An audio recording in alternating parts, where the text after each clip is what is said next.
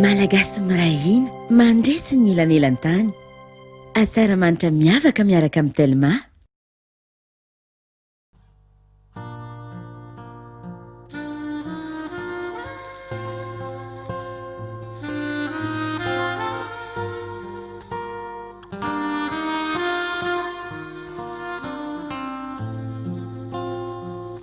Tsy haiko aloha ianao fa ny amiko efa lafatra raha fitiavana no resaka dia feno be diabe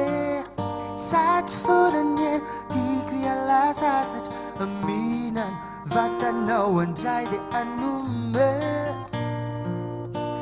izara fity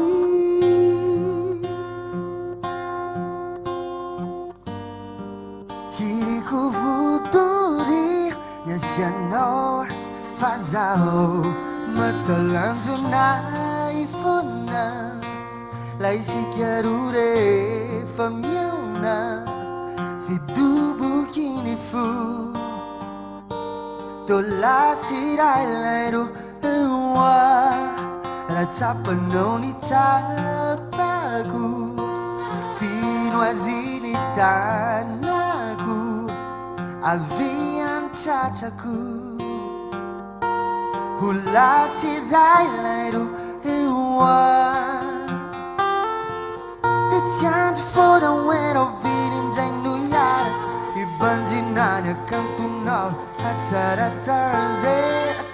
tsongotsongonao tolasa fa azara nitondra tsiro mpiainana fenona tsy anindro fa ainao ny mizara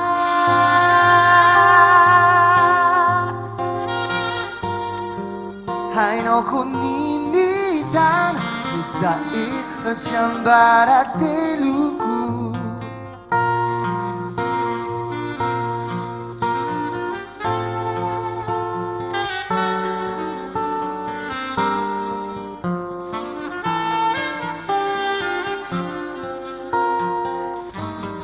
matalanjo na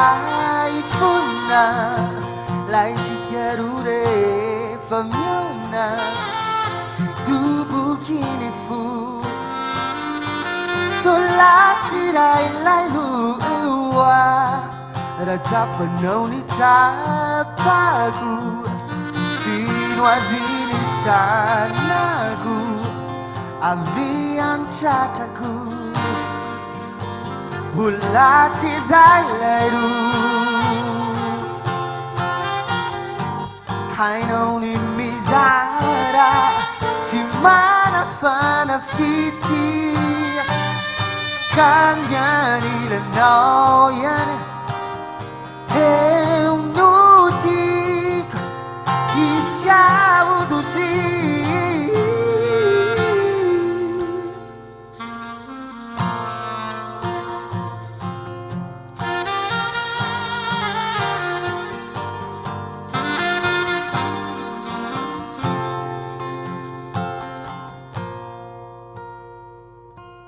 raha tsapanao ny tsapako finoariny tanako avy antratrako holasirailay roa